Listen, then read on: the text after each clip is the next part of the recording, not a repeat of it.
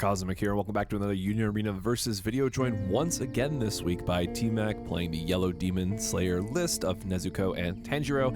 This is all about just multi-attack and really the key deck of this entire set. It is just so aggressive, so strong at what it wants to be doing, and I am playing the Daki and Gyutaro list on the left, which is really all about Gyutaro. If we're being honest, getting the extra draw is just so important for filtering through your deck. It's a 4K body.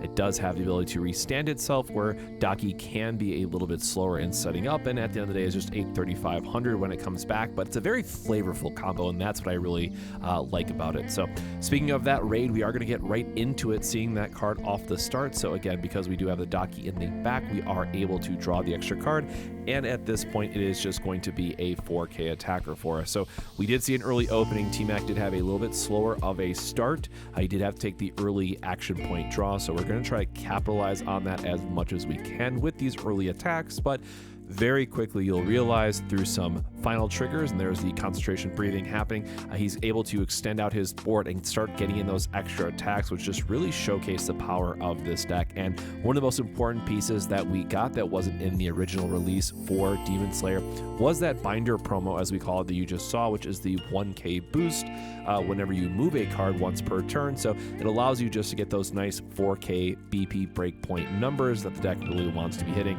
And of course, he did also follow that up immediately with a special that knocked out our Gyutaro, unfortunately. So we're not getting that 4K draw anymore, and this does open up a spot for him to be aggressive and really start pushing out some damage. So we are going to see the starter deck Tanjiro here, which does go up to 4,500, so it's a very good card just to get that block with as well, because it does retain it until the end of the next turn.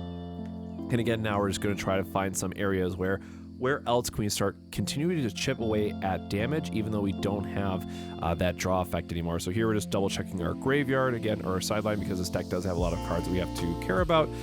Going into the AP resetter, into the 2 action point Daki, bring back the Gyutaro, and again just really trying to start to cycle, try to find some more pieces to again go into the raid target again to try to get that 4K attack, or again just finding pieces to be aggressive, get into more points of damage here where possible, because again we just are the aggressive, need to be aggressive as they are with the yellow deck. So we do see an early block, we see another final trigger go to the bin, and then the last one is going to be a draw trigger.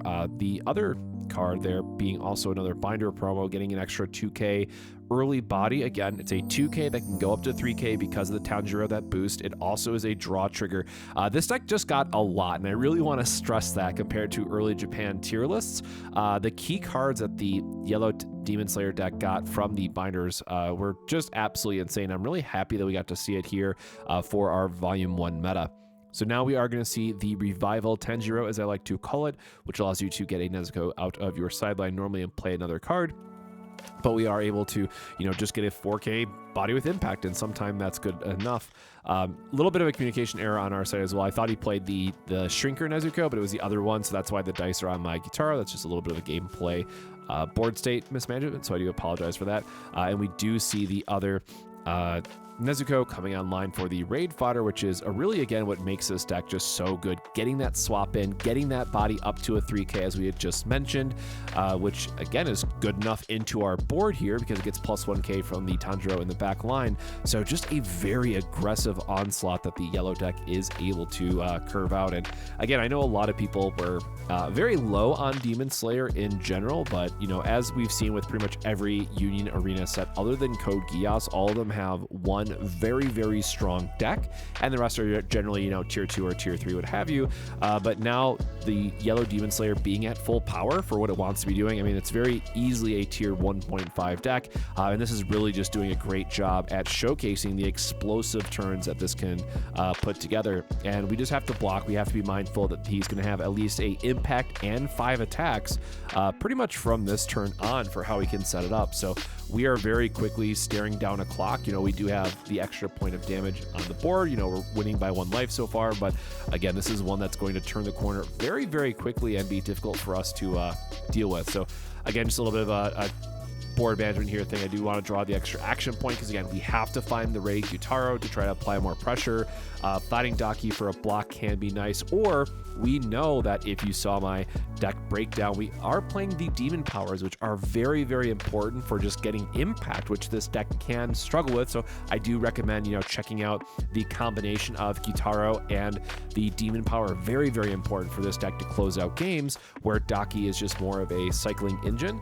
But we'll see that come into play a little bit later. You do already see one demon power in the sideline there already. Also, it's an active trigger, which I think is just kind of underrated a lot of times. Like, the deck doesn't have a lot of triggers, so getting more active triggers into the deck is certainly a nice feeling. So here we are going through the cycle of sidelighting something, milling the cards, trying to search for top 6. Unfortunately, this is where I show that I'm putting 3 specials to the bottom of the deck, unfortunately. And this is like, it's just so bad that I had to show it, sort of thing. Obviously, with 4 life left, he's already seen us use, you know, a final, like, we're not feeling too great about what's left in our life from a trigger standpoint. So now we're like, okay, well, we really just kind of have to go the distance here.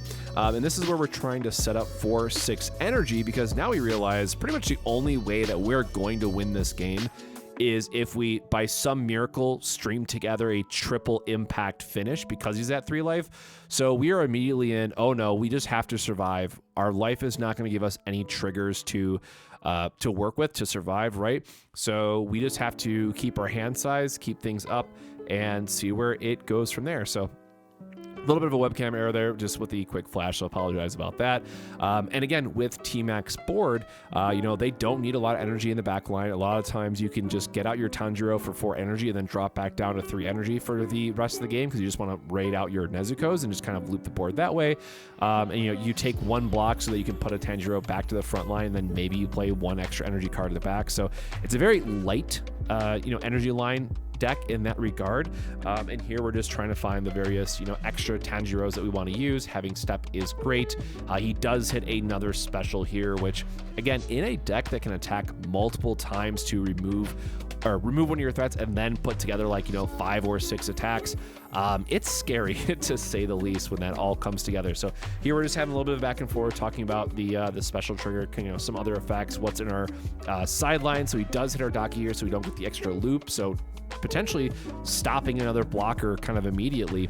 And again, this is where we're going to see the power of just the Nezuko being able to, you know, make some extra shenanigans here. So we are taking a block. We don't need it as much. We do want to try to save the Gyutaro if possible, because we do want to go for the raid to draw, you know, some extra cards. But at this point, we're like, actually, I messed up the math. I'm just digging through my cards and being like, oh no, we actually just have to find the missing piece to even have a chance to win. So no matter what, we were going to go down to 1 life at the end, because it's, well, not 0.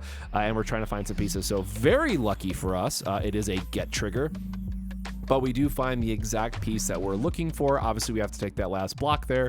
So we lose out our board. I'm just kind of like doing the math here, seeing what's available. You know, can I possibly win the game if I let this go and try to check if it's a final? Like, at this point, I'm just trying to think of what my outs are, and I say, oh, nope, I just realized I had the second demon power in hand already. So I just completely whiffed on what was available. And, you know, I'm going through the motions here, trying to see what our energy count is.